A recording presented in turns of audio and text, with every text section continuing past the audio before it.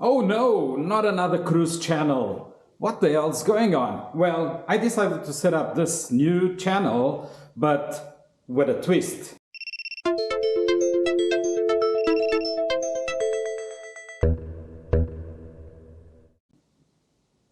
Yeah, I know. There are other cruise channels out there, and they are just great, and they give you a ton of tips for traveling, and that's really awesome.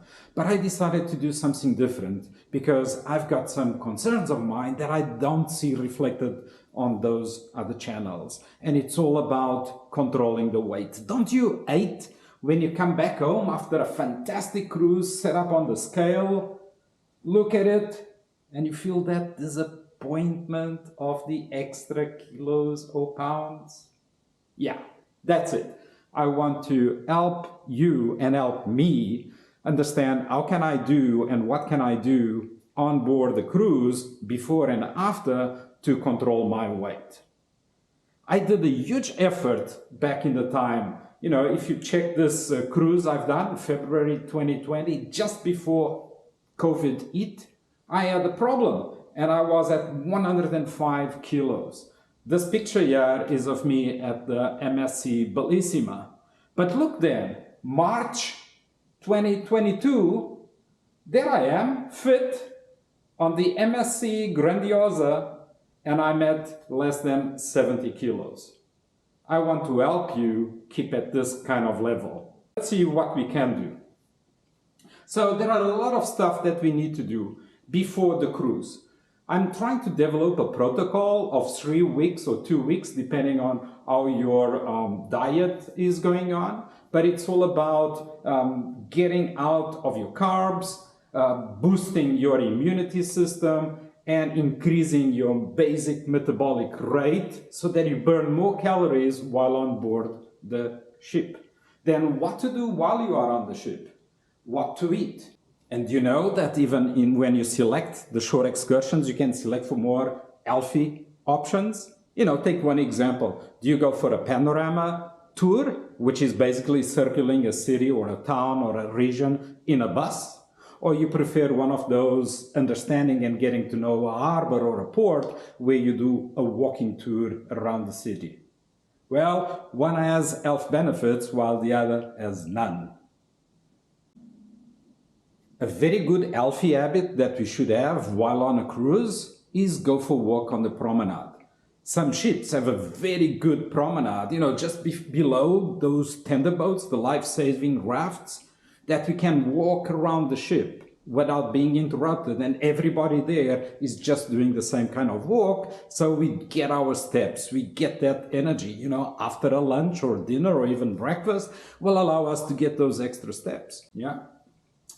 Another thing that is awesome is the specialty dining. But at what time? Should we go for lunch? Should we go for dinner? Some cruise companies allow us to go for lunch, others only have it for dinner. What about the alcohol, the wine? Should we have in the evening some wine about it? And what type of drinks should we have?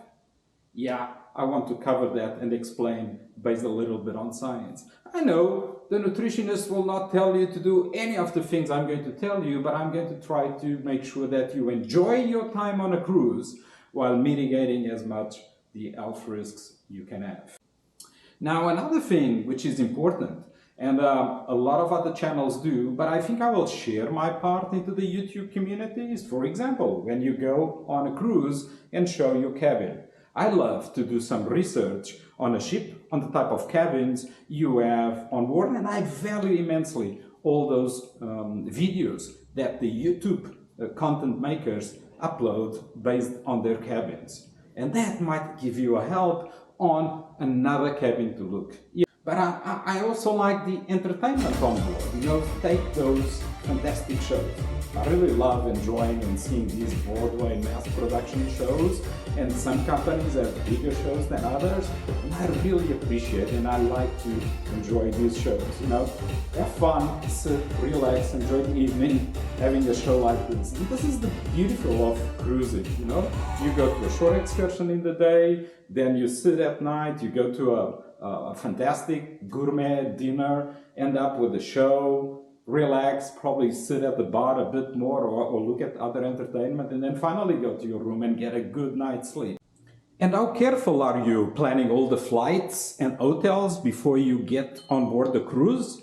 Getting into a new port can be very complicated, and you get a lot of flight cancellations potentially, which can affect your travel. Did you put in enough buffer so that you don't miss your ship? That's super important on planning a cruise. And many different harbors and ports have different availabilities of flights to get in there. We need to know those. And what flight, what companies should we get to avoid and minimize those disruptions in travel, which could cost our well-earned cruise, our well-earned vacations. Oh! So it is all about cruising and the experience I have about it. I really, really love. And then when you get out of the cruise, we will be addicted to some bad habits. We need to get rid of those and get back into shape. Because like I told you, it's so frustrating when I put myself on the scale and see those extra pounds, those extra kilos. Oh no, we need to get out of it. So hopefully this will help you and it will make you enjoy this channel and get a lot of good tips to keep your health while you are on cruise, before and after.